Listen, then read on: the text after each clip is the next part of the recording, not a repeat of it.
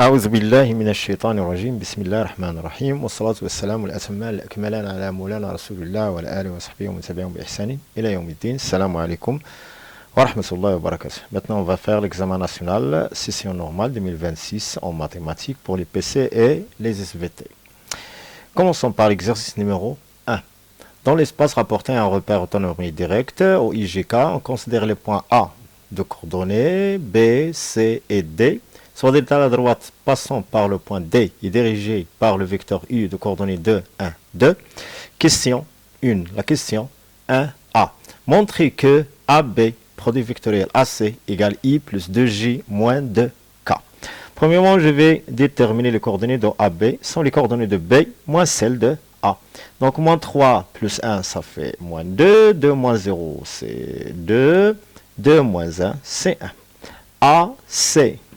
Je commence par C. Moins 1 plus 1, ça fait 0. 1 moins 0, 1. Et 2 moins 1, ça fait 1. Alors, AB, produit vectoriel, AC. À quoi égal, je vais éliminer la première ligne. Donc, de 1, 1, 1 suivant I, moins, je vais éliminer la deuxième ligne. Moins 2, 0, 1, 1 suivant J. Et je vais éliminer la dernière ligne. Il me reste simplement moins 2, 0, 2, 1. Qui est égal à quoi? 2 moins 1, ça fait I. Ici, moins 2, ça c'est 0. Avec 1, donc plus 2J. Ici, moins 2, ici 0, moins 2K. Et enfin, AB, produit vectoriel AC, égale I plus 2J moins 2K. Passons à la question suivante, 1B. Déduire que x plus 2y moins 2z plus 3 égale 0 est une équation cartésienne de plan ABC. D'abord, AB, produit vectoriel AC, est un vecteur normal au plan ABC. Les coordonnées de AB, produit vectoriel AC, sont quoi? 1, 2, moins 2. Soit, donc, je vais prendre 1, 2, moins 2 comme des coefficients de x, respectivement de x, y, z. Donc, x plus 2y moins 2z plus d égale 0. C'est l'équation de ABC. A de coordonnées moins 1, 0, 1 appartient au plan ABC. Ça veut dire, je vais remplacer x ici, moins 1 plus 2 fois 0 moins 2 fois 1 plus d égale 0. Ça veut dire que moins 1, moins 2, ça fait moins 3. Donc, moins 3 plus d égale 0. Et enfin, d égale 3. Donc, finalement, x plus 2y moins 2z plus 3 égale 0. C'est l'équation du plan ABC. Question 1C. Calculer U scalaire AB produit vectoriel AC et déduire que la droite delta est parallèle au plan ABC. U, les coordonnées de U, déjà on a les coordonnées de 1, 2 et AB, produit vectoriel AC, ces coordonnées sont quoi? 1, 2, moins 2. Alors, U scalaire AB, produit vectoriel AC à quoi égal? 2 fois 1, ça fait 2. 1 fois 2 plus 2. 2 fois moins 2, moins 4, c'est 0. Donc, U scalaire AB, produit vectoriel AC, égale 0. Déduire que la droite delta est parallèle au plan ABC. Donc, U scalaire AB, produit vectoriel AC, égale 0. Ça veut dire 100% que U est perpendiculaire à AB, produit vectoriel AC. De même, on a ABC est perpendiculaire au vecteur AB, produit vectoriel AC. Ça veut dire 100% U est vecteur directeur de delta. Alors, delta, comment delta est perpendiculaire à AB, produit vectoriel AC. De même, ABC est perpendiculaire à AB, produit vectoriel AC. Alors, delta est parallèle au plan A BC. Question 2A. Vérifier que oméga D scalaire U égale 0 et déduire que le rayon de la sphère S égale à 6. Oméga D scalaire U égale 0. Premièrement, les coordonnées de oméga sont 0, 3, 0. D, les coordonnées de D sont 2, 7 et moins 4. Alors, les coordonnées du vecteur oméga D, c'est 2 moins 0, c'est 2, 7 moins 3, 4, moins 4 moins 0, c'est moins 4. Et les coordonnées de U sont quoi? 2, 1, 2. Ça veut dire que oméga D scalaire U à quoi égale 4 plus 4 moins 8 qui égale 0. Et enfin, oméga D scalaire U égale 0. Et on déduire que le rayon de la sphère S égale 6. Donc, d'abord, oméga D scalaire U égale 0. 100%, ça veut dire que U est perpendiculaire à oméga D. Alors, delta est perpendiculaire à oméga D. Car U est le vecteur directeur de delta. Et puisque on a déjà D appartient à delta, alors 100%, voilà, ça c'est le schéma,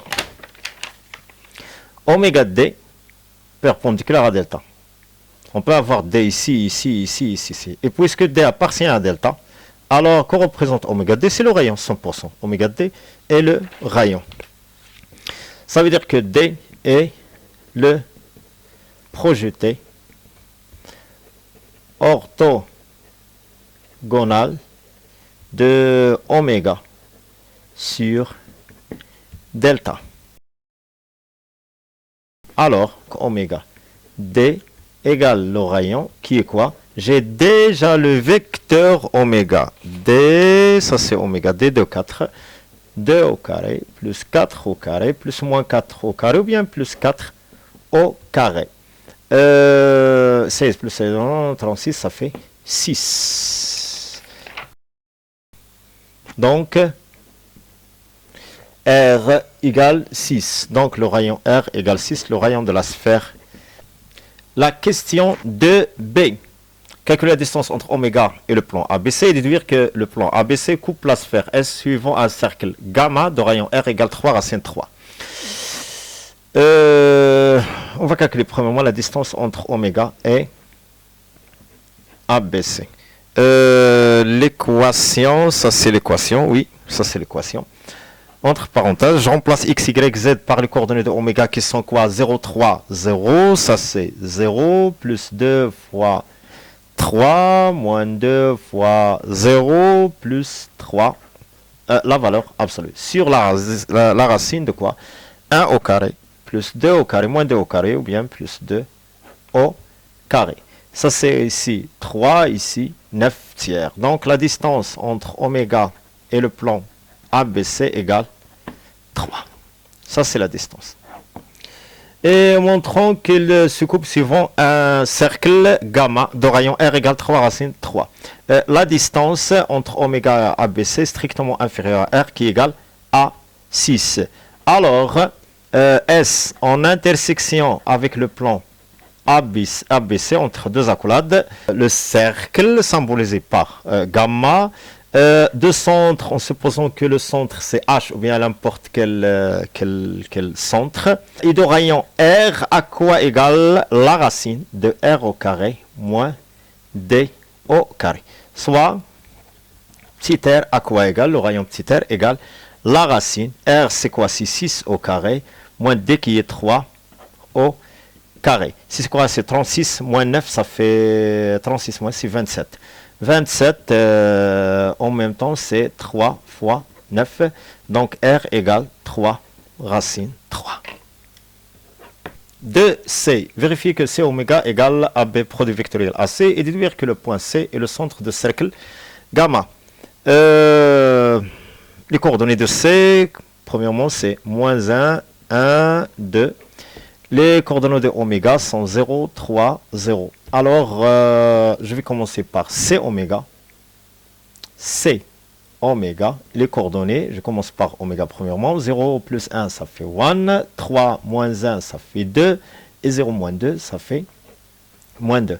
Alors, dans ce cas, et AB, produit vectoriel, AC. Quelles sont ces coordonnées? Les coordonnées de AB, produit vectoriel AC, c'est 1, 2, moins 2, d'après la question 1A.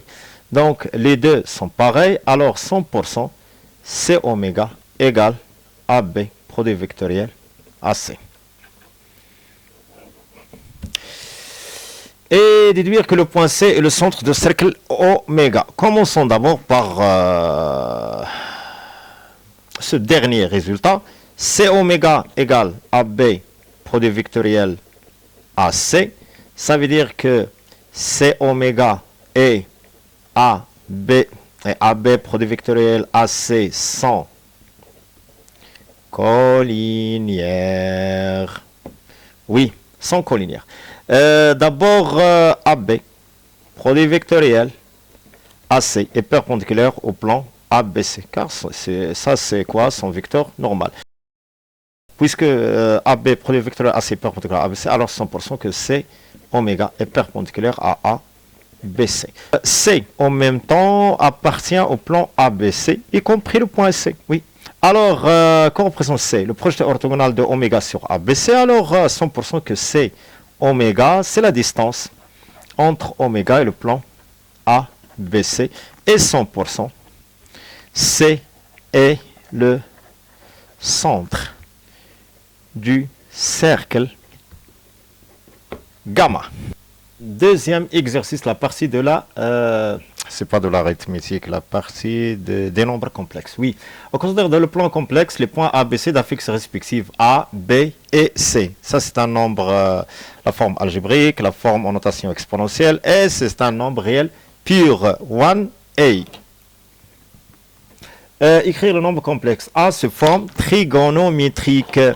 Le module de A, à quoi égale? C'est la racine de racine 3 demi au carré plus 1 demi au carré. Qui me donne quoi? La racine de 3 quarts plus 1 quart, 4 quarts, ça fait 1, et me donne 1. Alors A, il s'écrit sous forme de 1 facteur. Il me reste simplement racine 3 demi plus 1 demi I. C'est quoi racine 3 demi? C'est cos pi sixième. Plus I, 1 demi, c'est sinus pi sixième. Ça, c'est la forme trigonométrique. Donc A égale cos pi sixième plus I sinus pi sixième ou bien 1 pi sixième. Question 1b. Vérifiez que b carré égale A et que bb bar égale 1. B carré à quoi égale? La notation expansionnelle I pi deuxième à la puissance de la puissance d'une puissance et la multiplication, c'est l'expo I 2 fois pi deuxième égale l'expo I pi sixième. C'est quoi l'expo I pi sixième? C'est cos pi sixième avec un module égal 1. Donc cos pi sixième plus I sinus pi sixième qui est quoi? A en même temps. Et 100% que B au carré égale A. Et que BB bar égale Z. Déjà, on a Z bar égale le module de Z au carré. Alors, B bar égale le module de B au carré. Qui est le module de B, le module de l'expo I pi deuxième. Son module, ça c'est le module comme ça. Le module, son module c'est 1. Donc, pardon, le module au carré. Le module c'est 1 au carré, qui est quoi? 1. Alors, B bar égale 1. La question 1C. Montrer que A moins 1 égale 2 moins racine 3i, facteur de A plus 1. Commençons par l'expression de A moins 1. C'est quoi A? Déjà, on a racine 3 demi plus 1 demi I moins 1 qui égale racine 3 moins 2 demi plus 1 demi I. La deuxième, c'est quoi? 2 moins racine 3 I facteur de A plus 1 égale 2 moins racine 3 I facteur A, c'est quoi? Racine 3 demi plus 1 demi I plus 1 qui égale à 2 moins racine 3 I. Ça c'est I, facteur racine 3 plus 2 demi pour avoir un dénominateur commun pour séparer la part réelle, plus 1 demi, I. Avec distributivité ou bien développement, 2 moins racine 3, je change simplement les places, 2 plus racine 3i demi, i fois i c'est moins, 2 moins racine 3 fois 1 demi, 2 moins racine 3 fois 2 plus racine 3, ça fait 2 au carré, moins racine 3 au carré, c'est 4 moins 3, c'est 1, donc 1 demi i, j'introduis ici le moins pour avoir plus racine 3 moins 2 demi. Donc, 2 moins racine 3 i, facteur de a plus 1 égale racine 3 moins 2 demi plus 1 demi i. De même, on a déjà, oui, ici, a moins 1 égale racine 3 moins 2 demi plus 1 demi. Donc, les deux sont pareils. Ça veut dire a moins 1 à quoi égale 2 moins racine 3 i, facteur de a plus 1. La question 2. Soit T la translation du vecteur OC et D le point d'affixe D tel que T, l'image de A par la translation T égale D de A. Vérifie que D égale B facteur D égale B facteur de B plus B bar. Et donc que les points OBD sont alignés. Premièrement, on a la translation du vecteur OC et on a T de A, ou bien l'image de A par la translation T égale D. Ça c'est petit d ici d'affixe petit a. Alors, premièrement, on a la translation, l'image de M d'affixe Z par la translation du vecteur OC égale M' d'affixe Z'. Son écriture complexe c'est Z' égale Z plus Z2 OC qui est Z plus C. ZC moins ZO, c'est C. Alors, dans ce cas, l'écriture complète égale Z plus C, c'est quoi? C'est 1. Ça, c'est l'écriture complexe. Maintenant, on a déjà T de A égale D. Je vais commencer ici toujours par l'image. D ici petit a. Donc Z' prend, D prend la place de Z'. Donc D à quoi égale Z c'est A. Plus 1. Oui, montrons d'abord que vraiment D égale B facteur. Donc A plus 1 égale B facteur de B plus B bar. B facteur de B plus B bar par distributivité, c'est B au carré plus B, B bar. A quoi égale B au carré égale A, B bar égale 1, d'après quelle question 1, B. Donc, B facteur de B plus B bar, à quoi égale A plus 1. Donc, et c'est vrai, donc D, à quoi égale D égale A plus 1, et B facteur de B plus B bar égale A plus 1, même chose, donc D égale B facteur de B plus B bar. Et montrons que les points sont alignés. O, B, D. D égale B facteur de B plus B bar. Alors, je vais calculer maintenant ZD moins ZO sur ZB moins ZO. Pourquoi ZO toujours 0? Ça fait ZD, c'est petit d, et 1, c'est petit b.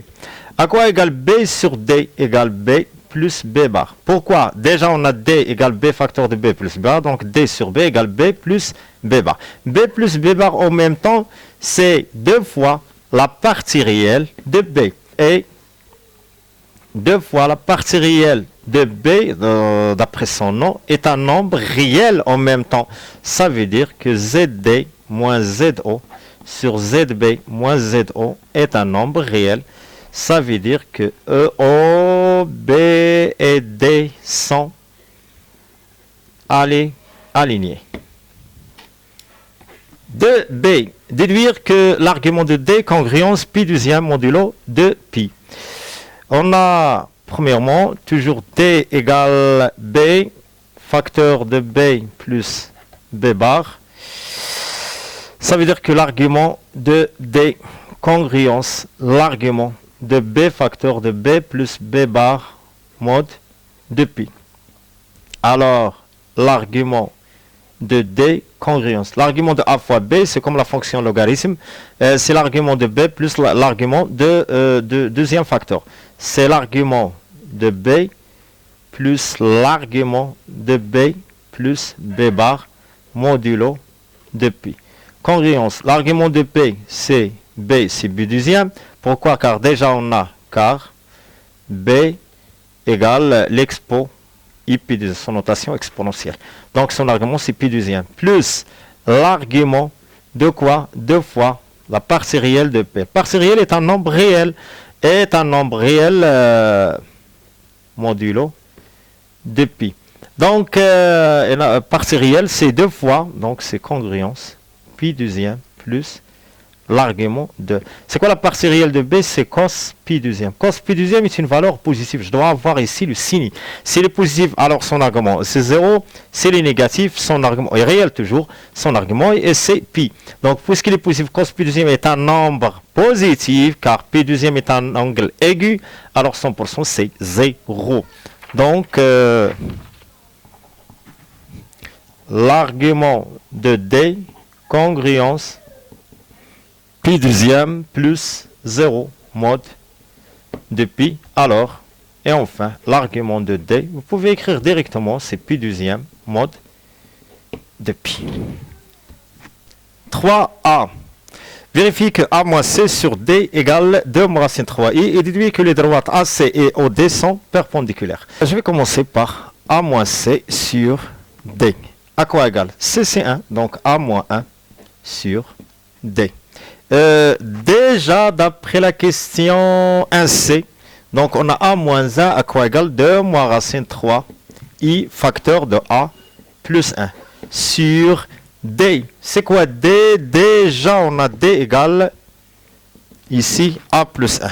Donc, on a D égale A plus 1 suivant quelle question ici? La question de A. Ici, 2 moins racine 3, A moins 1 égale 2 moins racine 3i, facteur de A plus 1 pour la question 1C. Oui. Donc, je peux simplifier par les deux, qui me donne 2 moins racine 3i.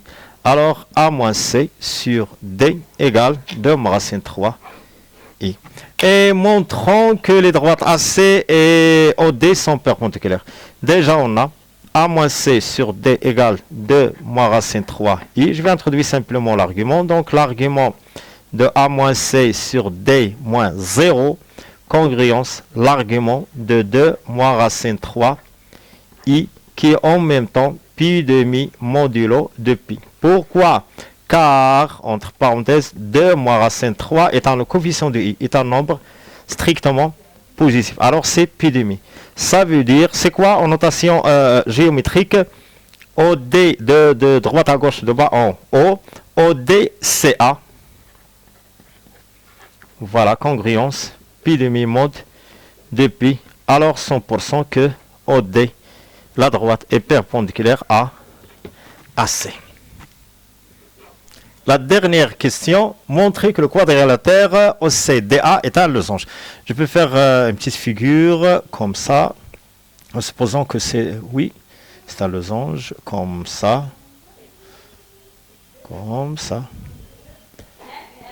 OCDA. Alors, je vais calculer premièrement Z de vecteur AC. AD, pardon. Donc, ZAC égale ZD moins ZA. Ça veut dire D moins A. C'est quoi D? Déjà, on a D égale A moins 1. D, c'est A plus 1, pardon. A plus 1 moins A. Donc, équal 1. Alors, ZAD égale 1. En même temps, je calcule Z de vecteur AD, je vais calculer de vecteur OC. ZOC égale C, ZC moins ZOC, qui est quoi? Égale à 1. Alors, ZAD égale ZOC, la fixe. Ça veut dire que AD et OC sont égaux. Ça veut dire ADCO. Ça veut dire ADCO est un parallélogramme.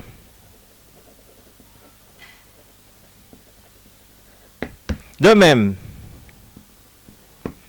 on a deux méthodes pour prouver que OCDA est un losange. Premièrement, je peux calculer le OC et OA. car O avec une affixe, je peux dire un affixe ou bien une affixe. Les deux sont vrais. Féminin ou bien masculin. Pour moi, je dis toujours une affixe. Pourquoi? Je dis une abscisse, une ordonnée, une côte, la côte, voilà une soupe, et une abscisse. Ça y est, simplement. Les trois sont féminins. Alors, simplement, l'affixe est féminin pour moi. Donc, de même, on a OC. À quoi égale le module de ZC moins ZO, qui est le module de petit c, ou bien la fixe C, égale le module de 1, qui est 1. OA, à quoi égale le module de ZA moins ZO, qui est quoi? Petit a, le module de A. Déjà, on a calculé le module et on a trouvé que c'est 1. Donc, OC égale OA. Donc, puisque OC égale OA, ça c'est le premier résultat. Le deuxième résultat, puisque les deux côtés sont égaux, alors ADCO est un losange. On ne peut pas dire que c'est un carré si seulement si on a un angle droit parmi les quatre angles. Ça c'est la première méthode. Ça c'est la première méthode. La deuxième méthode, c'est toujours après qu'on a ADCO est un parallélogramme. La deuxième méthode, déjà on a A moins C sur D égale 2 moins racine 3 d'après la question précédente. Et on a déjà trouvé que OD est perpendiculaire à AC. Donc on a le module de A moins C sur le module de D moins 0, à quoi égale le module de 2 moins racine 3 i. C'est un nombre imaginaire pur. Ça veut dire que AC sur OD, ça c'est la distance AC, la distance OD, à quoi égale le module d'un nombre imaginaire pur, c'est la valeur absolue de 2 moins racine 3, qui est en même temps 2 moins racine 3, racine 3, 1,77, 1,71, presque 1,71. Donc toujours il est positif. Donc il est différent de 1. Ça veut dire que AC est différent de OD. Les deux côtés ne sont pas égaux. Alors 100% c'est un losange. Alors ADCO est un losange. Et c'est mieux d'utiliser la première méthode. Exercice numéro 3, la probabilité.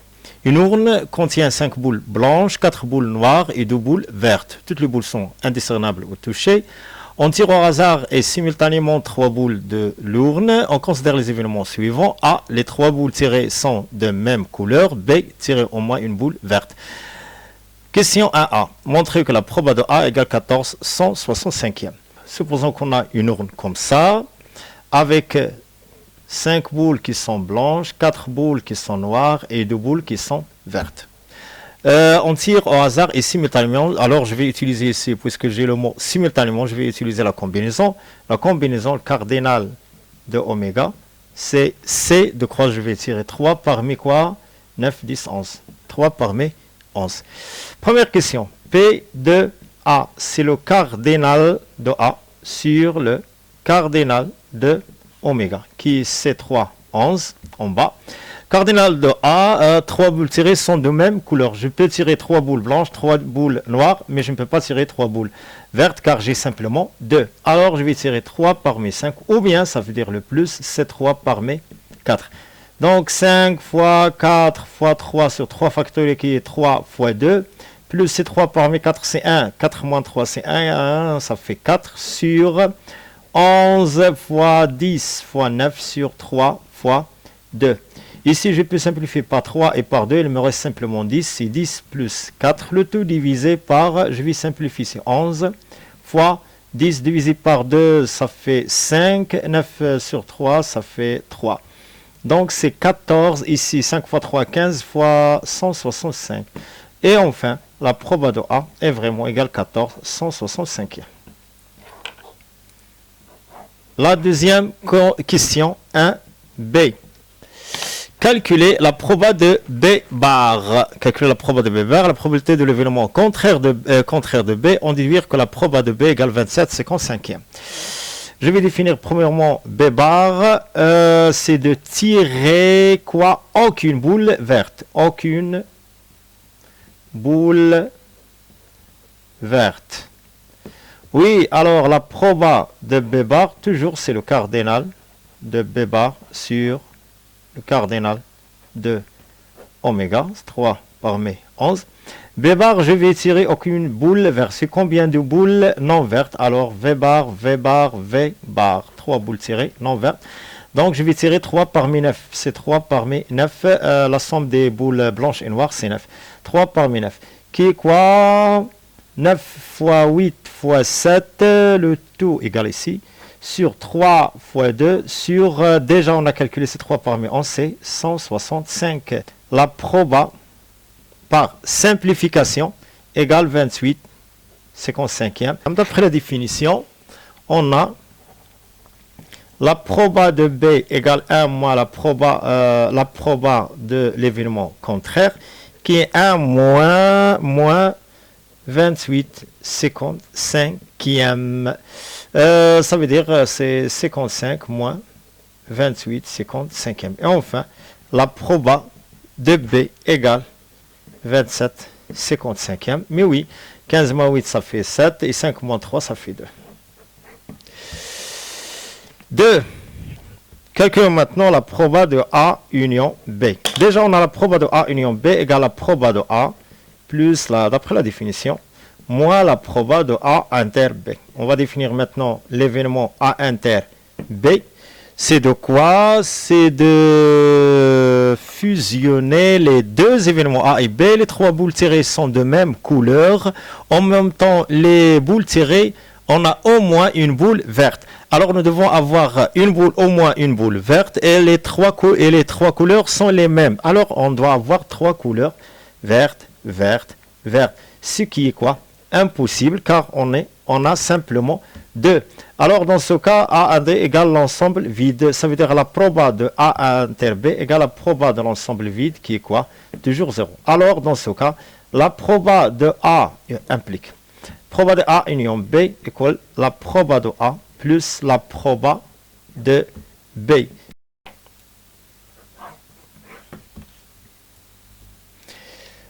Maintenant, passons à la question 3. On considère la variable aléatoire x qui est associée à chaque tirage le nombre de boules vertes tirées. 3A. Le nombre de boules vertes tirées. On peut tirer aucune boule verte, une seule ou bien 2. Copier et compléter le tableau ci-dessous et qui représente la loi de probabilité de la variable aléatoire x. Je vais commencer par la proba de x égale, je ne tire aucune boule verte. Alors V bar, V bar, V bar, qui correspond quoi? À l'événement B bar, c'est la proba de B bar. Et déjà, on a la proba de B bar égale 28 55e. La proba de x égale 1. Alors, nous devons tirer une verte et les autres non vert, non vert, non vert. Alors, je vais tirer ici une seule verte. Ça veut dire quoi? Je vais tirer une parmi 2. Et la conjonction, ça veut dire la multiplication. Et 2 boules qui sont non vertes, alors 2 parmi 9. Sur ces 3 parmi 11. 165. Ici, ça, c'est 1 parmi 2, c'est 1. Oui. 1 parmi n, c'est toujours... non, c'est 1 parmi n, toujours n, ça veut dire 2. Oui, pardon. Ça, c'est 2. Fois, c'est 2 parmi 9, ça fait 9 fois 8 sur 2. Je vais éliminer ici le 2. Il me reste simplement 72 165e. Il est divisible par 3. 2 plus 7, c'est 9. Donc, ça, c'est 55. Ici, sur 3, sur 3, ça fait 2. Il me reste 1. 12 sur 3, ça fait 4. Donc, 24, 55e. La proba, et enfin, la proba de x égale 2. Alors, je vais tirer 2 vertes et une non verte. Alors, je vais tirer 2 parmi 2 qui sont vertes, 2 parmi 2, et fois, conjonction, 1 parmi les 9. Sur ces 3 parmi 11. 2 parmi 2, c'est 1, fois 1 parmi 9, ça fait 9, sur 160, qui est 9, 165e, divisible en même temps par 3, donc c'est 3, 55e. Donc, le tableau, on va dresser le tableau suivant, xi, 0, 1, and 2. La proba de x égale xi. Pour 0, c'est 28 55e. Pour 1, 24 55e. Et enfin, 3 55e, 3b. Montrer que l'espérance de la variable aléatoire x est e de x égale 6 onzièmes. D'après la définition, e de x simplement égale p de xi fois xi. La somme, donc c'est 0 fois 28 55e, plus 1 fois 24 55e, plus 2 fois 3 55e, à quoi égale 24 55e, plus 6 55e, égale 30 55e, et divisible par 5, ça fait 6 onzièmes. Et enfin, e de x égale 6 onzièmes. Et maintenant, nous sommes arrivés à l'exercice d'analyse. Problème, partie 1. On considère les fonctions numériques g, h définies sur 0 plus l'infini par g de x égale 1 moins ln de x et h de x égale x carré l'expo de x moins 1, calculer g de 1 et h de 1. G de 1, je remplace simplement x par 1, donc c'est 1, moins ln de 0. Pardon, ln de 1 qui est 0, donc c'est 1. Et h de 1 à quoi égale 1 au carré, 1 moins 1 c'est 0, donc l'expo de 0 c'est 1. Donc g de 1 égale 1 et h de 1 égale 1. La deuxième question, 1b. Résoudre l'équation g de x égale dans l'intervalle 0 plus l'infini. Quel que soit x strictement supérieur à 0, g de x égale 0. Ça veut dire 1 moins ln de x égale 0. Ça veut dire que ln de x égale 1. Et enfin, la fonction réciproque de ln, c'est l'exponentielle, et x égale l'expo de 1 qui est l'expo. Expo est strictement supérieur à 0. Alors la solution, c'est quoi? Le singleton E. La question 2. Le graphique ci-dessous représente les courbes C de G et C de H des fonctions G à H dans un repère orthonormé. Ça, c'est les deux courbes de A. Justifie graphiquement que quel que soit pour tout x appartient à 0 à ouvert, h de x, moi j'ai de x strictement inférieur à 0. Et pour tout x appartient à 1 plus l'infini ouvert, h de x, moi j'ai de x strictement supérieur à 0. Je vais commencer toujours par h pour les deux inégalités. Donc, quel que soit x appartient à l'intervalle 0, 1. Je commence par h qui se trouve en dessous. La courbe de h est en dessous de C de G. Alors 100% que h de x strictement inférieur h de x, quel que soit x appartient à g de x, quel que soit x appartient à 0, 1. J'élimine 1, le point d'intersection entre les deux pour éliminer l'égalité. Alors h de x moins g de x est strictement inférieur à 0. De même, pour la deuxième inégalité, quel que soit x strictement supérieur à 1, on a la courbe de h est au-dessus de c de g. Alors, h de x strictement supérieur à g de x, ça veut dire que h de x moins g de x strictement supérieur à 0. Oui, donc ça c'est quoi? Quel que soit x strictement supérieur à 0. Question 2b. En utilisant une intégration par partie, montrer que l'intégrale de g de x égale e moins 2. L'intégrale de 1 à e de g de x d de x à quoi égale e moins 2. Donc l'intégrale de 1 à e de g de x dérivée de x égale l'intégrale de 1 à e. C'est quoi g de x? C'est 1 moins ln de x dérivée de x égale, je vais calculer premièrement, c'est l'intégrale, oui, de 1 à e, de 1 dérivée de x moins 1 à e de ln de x dérivée de x directement. À quoi égale? Ça c'est le primitif de 1, c'est x, 1e, moins l'intégrale de 1 à e de x' ln de x dérivée de x. Je vais utiliser ici l'intégration par partie. L'intégration 1, c'est e moins 1 directement, moins l'intégrale, c'est pas l'intégrale, je vais ici éliminer la dérivée, donc c'est x ln de x entre deux crochets a e, moins l'intégrale de 1 à e. Avec le moins, ce sera plus x, et je déplace la dérivée au deuxième facteur ln' de x dérivée de x. À quoi égale e moins 1 moins, je remplace ici x par e, moins e ln de e plus 1 ln de 1 qui est en même temps 0, plus l'intégrale de 1 à e de x sur x, car ln' de x c'est 1 sur x, dérivée de x qui me donne 1. Donc c'est e moins 1, moins e, ln de e c'est 1, ln de 1 c'est 0, plus l'intégrale de 1 à e de quoi? De 1 dérivé de x, qui est en même temps, je vais éliminer ici e moins e, donc c'est moins 1, plus même chose x entre 1 et e, à quoi égale e moins 1, moins 1. Ça, c'est moins 1. Et ici, c'est E moins 1. Ça sera E moins 2. Donc, et c'est vrai, l'intégrale de A à E de G de X dérivée de X égale E minus 2. La question de C. Vérifier que la fonction h, définie par l'expon moins x facteur de x carré moins 2x plus 2, est une primitive de la fonction h, petit h, sur 0 plus l'infini, puis calculer l'intégrale de 0 à 1 de h de x dérivée de x.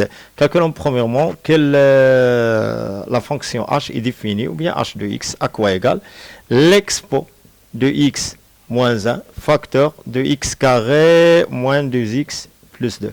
Premièrement, la fonction expo de x moins 1 est dérivable sur R, autrement sur 0 plus l'infini. La fonction x carré moins 2x plus 2 est dérivable en même temps sur R, autrement, même chose sur 0 plus l'infini. Alors, h' de x est à quoi égal l'expo de x moins 1 prime fois x carré moins 2x plus 2 plus l'expo de x moins 1 facteur de x carré moins 2x plus 2, le tout. Prime à quoi égale? C'est l'expo de x moins 1 avec la dérivée de l'exposant c'est 1, facteur de x carré moins 2x plus 2 plus l'expo de x moins 1, la dérivée c'est 2x moins 2. Je vais factoriser par l'expo de x moins 1, il me reste x carré moins 2x plus 2 plus 2x moins 2, j'élimine, ce sont deux opposés. Donc, c'est x carré fois l'expo de x moins 1. C'est quoi x carré fois l'expo de x moins 1? C'est la fonction h de x. Alors, h' de x égale h de x, quel que soit x strictement supposons. Alors, la fonction h définie par x, l'expo de x moins 1 facteur de x carré moins 2x plus 2 est une primitive de la fonction h. Oui, alors puis calculer l'intégrale. Donc l'intégrale de 1 à de quoi? De 0 pardon à 1 de h de x dérivée de x. La fonction primitive, oui, donc h est la fonction primitive de h, donc il s'écrit sous forme de h' égale l'intégrale 0,1 de h' de x dérivée de x, qui est quoi? H de x 0, 1. Alors, dans ce cas, l'intégrale de 0,1 de h de x dérivée de x est égal à 1 moins 2 EM. La question de D. Calculer l'aire de domaine assuré sur le graphique précédent en unité d'air. Alors, on a la partie assurée, c'est A, de 0 à E, entre les deux équations. Alors, je vais partitionner l'aire en deux aires, A1 et A2, où A1 est l'aire de la partie délimitée par quelle courbe? La courbe de H, OX, l'axe X égale 0 et X égale 1. Et X égale 1.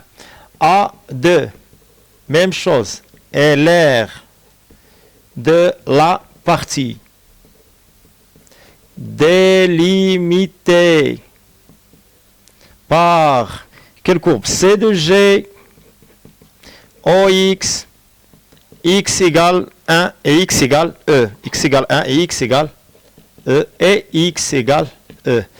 Ça veut dire l'air à quoi égale? A1 plus A2. Délimité entre 0 et 1, h de x moins 0, car l'équation de l'axe OX est grec égale 0. On fait la soustraction de deux ordonnées. Donc h de x moins 0, la valeur absolue, dérivée de x, plus la deuxième r, c'est quoi? Entre 1 et 2 de g de x moins 0, même chose, dérivée de x. Les deux fonctions sont positives au-dessus de l'axe des abscisses, alors il suffit simplement d'éliminer la valeur absolue. Donc c'est h de x dérivé, pardon, j'ai oublié ici, fois l'unité d'air UA. Ce n'est pas l'unité unité atomique en physique, c'est l'unité d'air, ou bien U majuscule, A majuscule. Donc, plus l'intégrale de 1 à 2 de quoi? G de x, toujours au-dessus, le positif dérivé de x, unité d'air. Je peux prendre unité d'air, 1 centime, 1 centime. Ils n'ont pas déclaré, ou bien énoncé les unités, la norme de U et la norme de J. Déjà, on a l'intégrale entre 0 et 1 de h de x, dérivé de x égale 1 moins 2 EM, plus, et l'autre, l'intégrale de 1 à E, c'est pas à 2, à E, x égale E, pardon, c'est x égale E. Donc, 1 à E de g de x, c'est E moins 2. Donc, à quoi égale? C'est 1 moins 2, c'est moins 1. Donc, c'est E moins 2 EM moins 1. Unité de mesure, toujours unité de mesure. Donc, l'air à quoi égale? E moins 2 EM moins 1 unité d'air. Partie 2. On considère la fonction numérique f définie sur 0 plus l'infini par f de x égale l'expo x moins 1 moins ln de x sur x, soit si sa courbe dans un repère autonome OIG. Vérifiez que la limite en 0 plus de f de x égale plus l'infini, puis interpréter géométriquement ce résultat. Je vais commencer par la limite de f de x en 0 plus. À quoi égale? C'est la limite en 0 plus de l'expo de x moins 1 moins ln de x sur x. Si je remplace ici 0, il me reste l'expo de moins 1. Ici, si une limite n'est pas, c'est une forme déterminée. Donc, à quoi égale? C'est la limite en 0 plus de l'expo de x moins 1 moins 1 sur x. Je vais faire la décomposition fois ln de x. La limite en 0 plus de 1 moins 1 sur x directement. À quoi égale plus l'infini? C'est moins l'infini.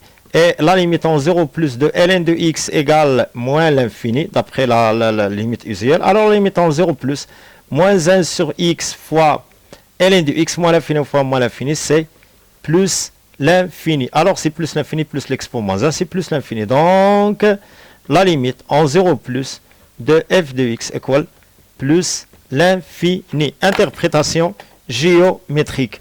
Donc, la courbe de f, comment la courbe? C'est comme ça, de f, admet une asymptote verticale d'équation x égale 0. La question 1b, vérifier que la limite en plus l'infini de f de x égale plus l'infini. La limite en plus l'infini de f de x égale la limite en plus l'infini de l'expo x minus 1 moins ln de x sur x. L'expo de plus l'infini, c'est plus l'infini. Ln de x sur x en plus l'infini, c'est 0. À quoi égale plus l'infini? Car la limite en plus l'infini de l'expo x moins 1 égale la limite quand grand x tend vers plus l'infini de l'expo de grand x égale plus l'infini avec un petit changement de variable x égale petit x moins 1 et grand x tend vers plus l'infini lorsque petit x tend vers plus l'infini. Et la limite, j'ai pas fini ici, et la limite en plus l'infini de ln de x divided by x égale 0. Donc, la limite en plus l'infini de f de x égale plus l'infini. 1, c'est montrer que la limite en plus l'infini de f de x sur x égale plus l'infini, puis interpréter géométriquement ce résultat. La limite en plus l'infini de f de x divided by x égale la limite en plus l'infini. C'est quoi f de x? Ça c'est par décomposition en même temps, moins ln de x, ça veut dire sur x carré, qui est égal à la limite en plus l'infini. Ça c'est quoi? L'expo de a plus b, c'est l'expo de a fois l'expo de b. Donc c'est l'expo de moins 1 fois l'expo de x sur x pour retirer la limite usuelle. Moins ln de x sur x carré. E de x sur x en plus l'infini, c'est plus l'infini fois une valeur positive, toujours l'expo strictement positive, ça veut dire elle est plus l'infini. Ln de x sur x carré, toujours tend vers 0, c'est plus l'infini, car la limite en plus l'infini de l'expo de x sur x, c'est plus l'infini. En même temps, fois l'expo moins x, c'est une valeur positive. Et la limite en plus l'infini de ln de x sur x à la puissance n ou bien r carré, au carré, c'est pas n, égale 0. Donc, la limite en plus l'infini, f de x divided by x égale plus l'infini. Pour l'interprétation graphique, on a f de x sur x égale plus 1. Alors, la courbe de f admet une branche parabolique suivant ou bien de direction l'axe des ordonnées au voisinage de plus l'infini. Pourquoi? Car on a f de x qui est le majorant ici, alors la courbe devient plus en plus proche de l'axe des ordonnées que l'axe des abscisses. C'est pour ça qu'on a une branche parabolique suivant l'axe des ordonnées au voisinage de plus l'infini. 2a, montrer que pour tout x strictement supérieur à 0, f' de x égale h de x moins g de x sur x carré. La fonction f de x, c'est quoi la fonction f de x? C'est l'expo de x minus 1 moins ln de x divided by x. Donc, la fonction expo de x moins 1 est dérivable, on va étudier la dérivabilité de la fonction f, est dérivable sur r, autrement sur 0 plus l'infini. En même temps, la fonction ln de x est dérivable sur 0 plus l'infini. Même chose, la fonction x qui est au dénominateur est dérivable sur r, autrement sur 0 plus l'infini avec x différent de 0. Alors, la fonction ln de x sur x, la division de deux fonctions dérivables, est une fonction dérivable, est dérivable sur 0 plus l'infini. Et enfin, f qui est quoi? La soustraction ou bien la somme, soit on a le moins ou bien le plus, est dérivable sur 0 plus l'infini. Donc, quel que soit x strictement supérieur, je peux calculer dans ce cas la dérivée de f de x. Égal à quoi égal? L'expo moins x', c'est l'expo de x moins 1 avec l'exposant, je calcule la dérivée de l'exposant x moins 1, c'est 1, moins quoi? Ln de x, c'est ln' de x fois x, moins ln de x fois x', le tout sur x carré. Alors, f' de x égale, c'est l'expo de x moins 1, je peux multiplier directement par x carré pour avoir un dénominateur commun x carré, moins, j'introduis ici le moins, ln' de x c'est 1 sur x, donc 1 sur x fois x, j'introduis ici le moins en même temps, ça sera plus ln de x, x' c'est 1, il me reste simplement ln de x. À quoi égal? C'est x carré l'expo de x moins 1, plus, voilà, ça c'est la fonction g de x. 1 sur x1, c'est moins 1 plus ln de x sur x carré. Qui est égal à quoi? X carré l'expo de x moins 1, qui est la fonction h de x. Je factorise ici par le moins, il me reste 1 moins ln de x, le tout sur x carré, qui est quoi? X carré l'expo de x moins 1, h de x moins 1 moins ln de x, c'est la fonction g de x sur x carré.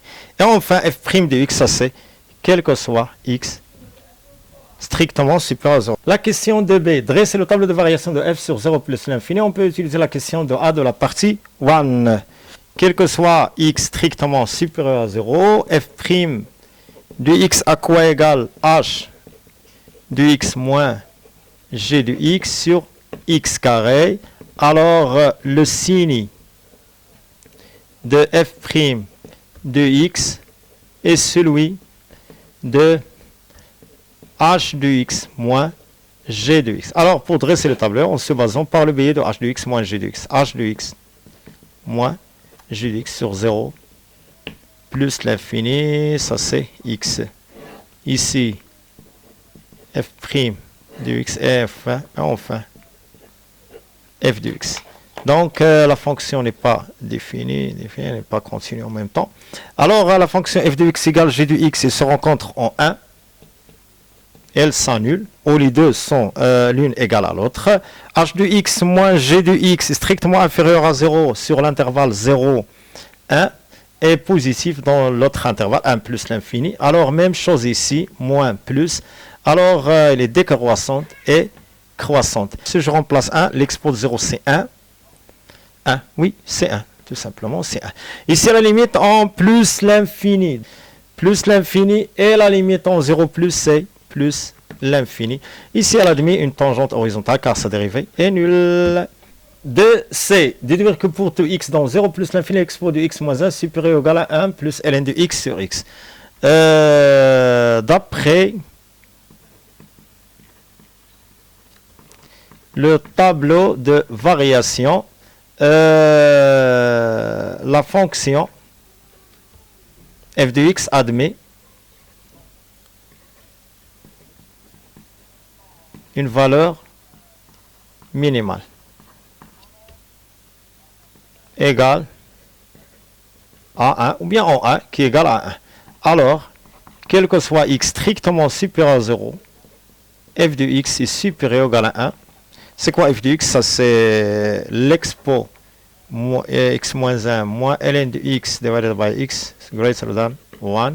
Ça veut dire que l'expo de x moins 1 est supérieur ou égal à 1 plus ln de x divided by x, quel que soit x strictement supérieur à 0. La question 3. Montrer que l'équation f de x égale x admet une solution alpha telle que alpha compris entre 3,5 et 2. En f de égale 2,37. Presque f de 3,5 presque 1,38. Soit on se pose la fonction k de x à quoi égale f de x moins x. Et ça c'est, on va voir, ça c'est quel que soit x appartient à l'intervalle 3,5, 2. Je vais prendre simplement cet intervalle. Premièrement, la fonction k est continue, car la fonction f est continue. K est continue sur l'intervalle fermé 3,5, 2, entre parenthèses, car f est continue sur 3,5, 2. De même pour la fonction moins x ou bien la fonction x, il est continu sur 3,5, 2. Ça, c'est la première chose. La deuxième, je vais calculer k de la multiplication des images des bornes fois k de 2.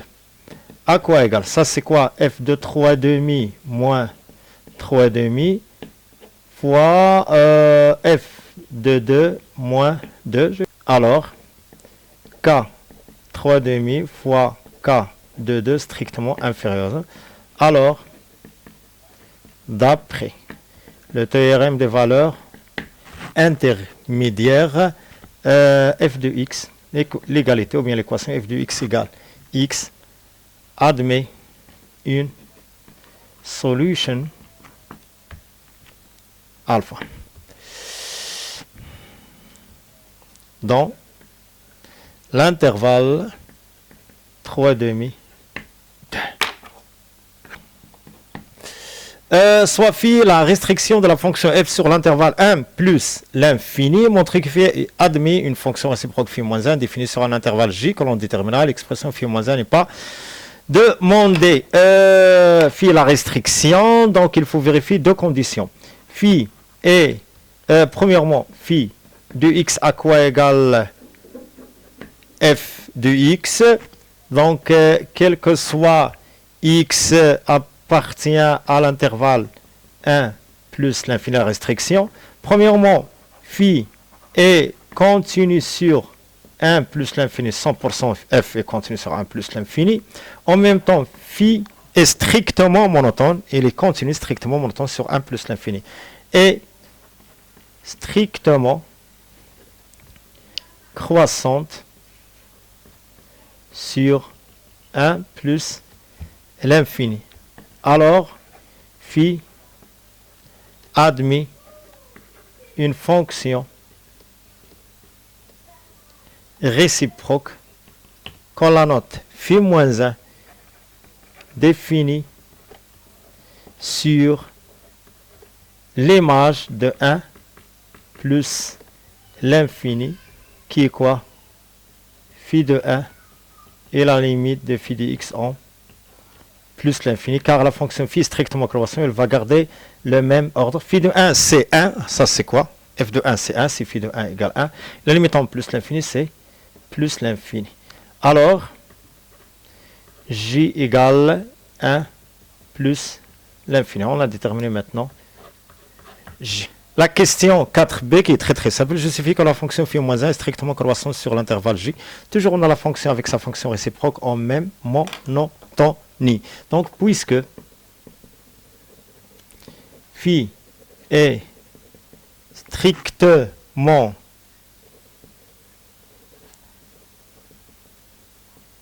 croissante sur 1 plus l'infini, alors phi moins 1 est même chose, même monotonie, strictement croissante sur son domaine de définition qui est en même temps sur 1 plus l'infini qui est g. La question 5.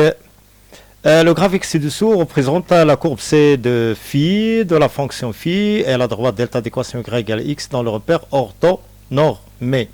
5a justifie graphiquement que pour tout x dans a alpha, phi du x est inférieur ou égal à x. D'après le graphique, on a quoi? La courbe C de phi est en dessous de la droite delta d'équation la bisectrice y égale x. Alors, phi de x est strictement inférieur ou égal à y. Ça veut dire que phi de x est inférieur ou égal à x car y égale x. Pour tout, x appartient à 1 alpha.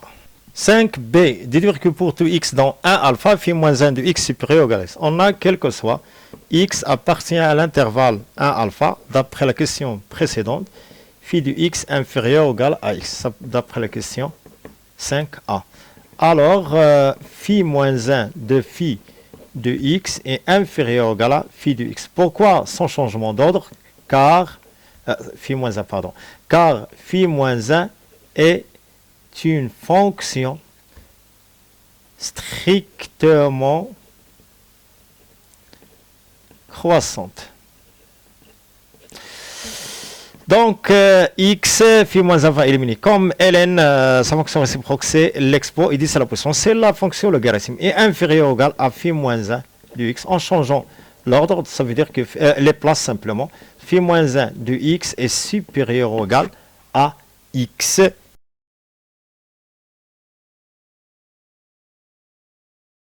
La dernière question, 5c, reproduire la courbe C de phi et tracer la courbe C de phi moins 1 de la fonction phi moins 1 dans un même repère orthonormé. J'ai déjà la courbe de phi de 1 à plus l'infini. Sa fonction réciproque est toujours symétrique par rapport à la bisectrice delta y égale x. Ces deux points restent inchangeables car les deux appartiennent à l'axe à la bisectrice y égale x. Ici, il admet une tangente horizontale, sa dérivée est nulle, et donc il admet son symétrique, admet une tangente, demi-tangente verticale comme ça. Alors la fonction est comme ça, elle passe par ce point. Ici, elle admet une branche parabolique suivant l'axe des ordonnées. Son symétrique est une branche parabolique suivant l'axe des abscisses, comme ça. Ça, c'est C de phi moins 1. Partie 3. Soit la suite numérique UN définie par U0 compris entre 1 et alpha. UN plus 1 égale phi moins 1 de UL, fonction réciproque de phi, de UN tel que n dans n. La question 1, montrer par occurrence que n compris entre 1 et alpha, ou bien encadré par 1 et alpha, pour temps entier en n. Donc, pour n égale 0. Comment est 0? Et c'est vraiment compris entre alpha. Alors, la proposition est vraie pour n égale 0. On suppose, par hérédité, on suppose que UN encadré par 1 et alpha pour n dans n. Et montrons que UN plus 1 l'est aussi, ça veut dire 1 et alpha. On a d'abord UN est encadré par 1 et alpha. J'introduis simplement phi moins 1. Et phi moins 1 est une fonction strictement croissante. UN, pour avoir UN plus 1, strictement inférieur à phi moins 1 de 1, son changement d'ordre, phi moins 1 de alpha c, ça c'est phi moins 1. Avec, entre parenthèses, phi moins 1 est une fonction strictement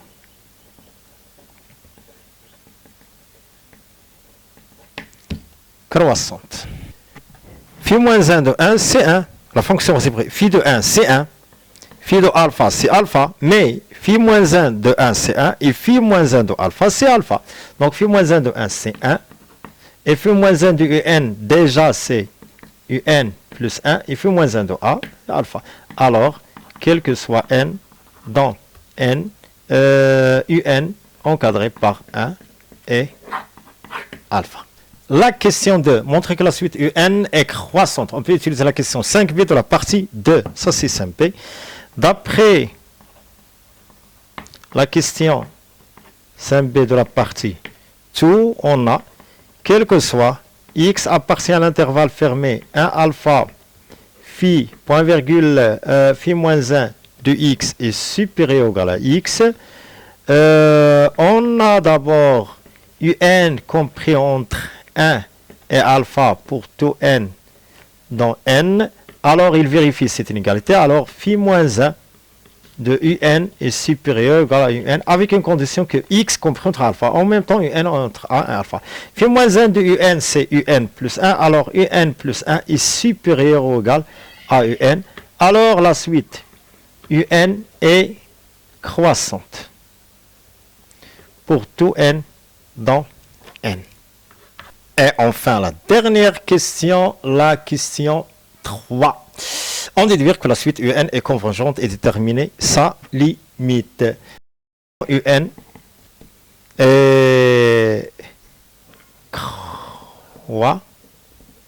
croissante et est majorée par alpha, car UN est inférieur à alpha, entre 1 et alpha. Alors, UN est convergente. Calculons sa limite. Limite de UN en plus l'infini. On va travailler avec la fonction phi, car UN plus 1 égale phi moins 1 de UN. Premièrement, la fonction phi moins 1 est continue sur 1 ouvert 1 alpha. Qui est quoi? Je suppose que c'est l'intervalle i. De même, phi moins 1 de 1 alpha. Donc c'est 1 alpha. Ça veut dire que phi de i inclus dans i.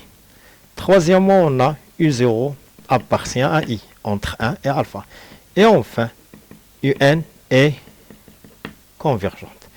Alors, la limite de n en plus l'infini égale x, tel que phi moins 1 de x égale x.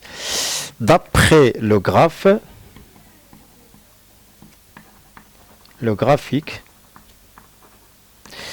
on a les solutions x à quoi égale soit 1 ou bien alpha. Et puisque Et puisqu'elle est convergente, alors sa limite est unique, elle a une seule limite.